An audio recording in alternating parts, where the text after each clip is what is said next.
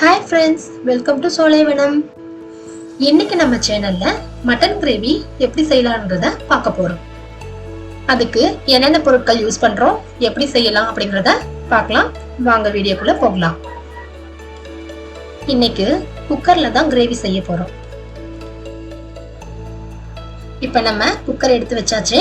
அதுல 3 table spoon oil சேர்த்திருக்கேன். Oil கொஞ்சம் நல்லா சூடானதும் 3 வெங்காயம் கட் பண்ணியிருக்கேன். வெங்காயமும் 2 பச்சை மிளகாவும் சேர்த்துக்கிறேன்.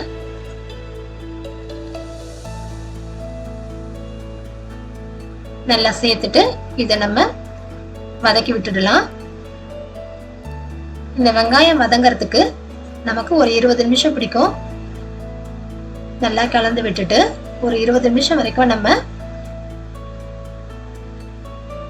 அப்படியே வைக்கலாம்.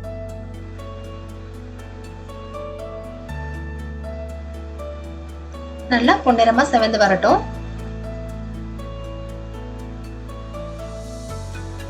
இப்போ 20 நிமிஷம் ஆயிடுச்சுங்க. நல்லா வதங்கி வந்துருச்சு வெங்காயம். இந்த ஸ்டேஜ்ல 3 தக்காளி கட் பண்ணிருக்கேன். அந்த 3 தக்காளியை இதோட சேர்த்துடுறேன். தக்காளி நல்லா கலந்து விட்டுக்குங்க. தக்காளி நல்லா வதங்கட்டும். நல்லா கலந்து விட்டுட்டு இப்போ இதோட புதினா கொத்தமல்லி எடுத்து வச்சிருக்கேன். அதையும் இதோட ஆட் பண்ணிக்கிறேன். புதினா கொத்தமல்லி சேர்த்து நல்லா மிக்ஸ் பண்ணிக்கலாம்.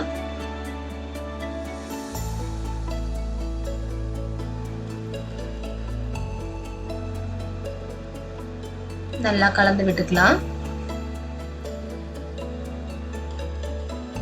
தக்காளி கொஞ்சம் நல்லா வதங்கி வரணும். இதுல தக்காளி வதங்கினதும் இதோட என்னென்ன மசாலா பொருட்கள் யூஸ் பண்ணலான்றத பார்க்கலாம். இதோட நான் இன்னைக்கு 1 டேபிள் ஸ்பூன் மிளகாத்தூள்,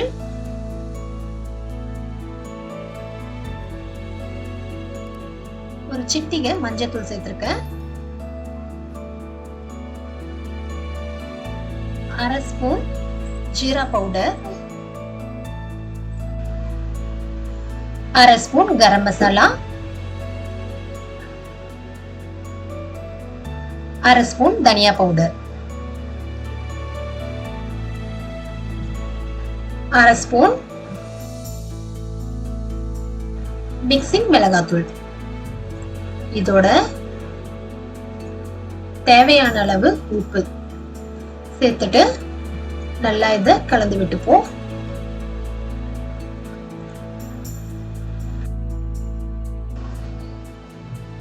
மசாலா நல்லா சேர்ந்து வரட்டும். இதோட இஞ்சி பூண்டு பேஸ்ட் சேர்த்துருக்கேன் 2 டேபிள் ஸ்பூன். இதையும் நல்லா சேர்த்து மிக்ஸ் பண்ணிக்கலாம். மிக்ஸ் பண்ணிட்டு இன்னைக்கு நான் 1/4 கிலோ மட்டன் எடுத்திருக்கேன். மாதிரி நல்லா கலந்து விட்டுக்கலாம். மட்டனை இதோட ஆட் பண்ணிடலாம்.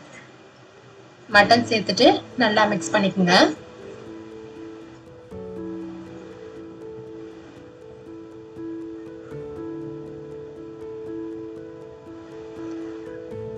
நல்லா மசாலாவை அதோட மிக்ஸ் பண்ணிக்கோங்க.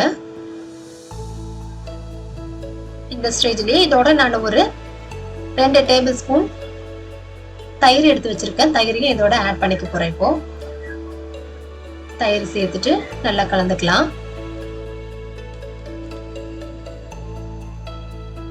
நான் இதுல காஷ்மீரி சில்லி பவுடரும் போட்டிருக்கேன். நம்ம நார்மலா வீட்டுல அரைக்கிற மிளகாத்தூளும் போட்டிருக்கேன். அதனால நம்ம காரத்துக்கு தகுந்தாப்புல எவ்வளவு காரம் வேணுமோ அதுக்கு ஏத்தாப்புல நம்ம சேர்த்துக்கலாம். பச்சை மிளகாவும் இருக்கு இதுல. இப்போ இதுல மட்டன் முழுகிற அளவுக்கு தண்ணி சேர்த்திருக்கேன். தண்ணி சேர்த்துட்டு நல்லா கலந்துட்டு இன்னைக்கு நான் இது 5 விசில் வச்சு எடுக்க போறேன். 5 விசில் வச்சு எடுத்தாச்சுங்க. இத இன்னொரு பவுலுக்கு ட்ரான்ஸ்ஃபர் பண்ணிக்கலாம். சுவையான மட்டன் கிரேவி ரெடி ஆயிடுச்சு. நான் செஞ்ச இந்த டிஷ் உங்களுக்கு பிடிச்சிருந்தா லைக் பண்ணுங்க, ஷேர் பண்ணுங்க, கமெண்ட் பண்ணுங்க. மறக்காம சப்ஸ்கிரைப் பண்ணுங்க. கூடவே பெல் ஐகானையும் கிளிக் பண்ணுங்க. அப்பதான் நான் போடக்கூடிய அடுத்தடுத்த வீடியோஸ் உங்களுக்கு நோட்டிபிகேஷனா வரும். Thank you friends. நெக்ஸ்ட் வீடியோல பார்க்கலாம்.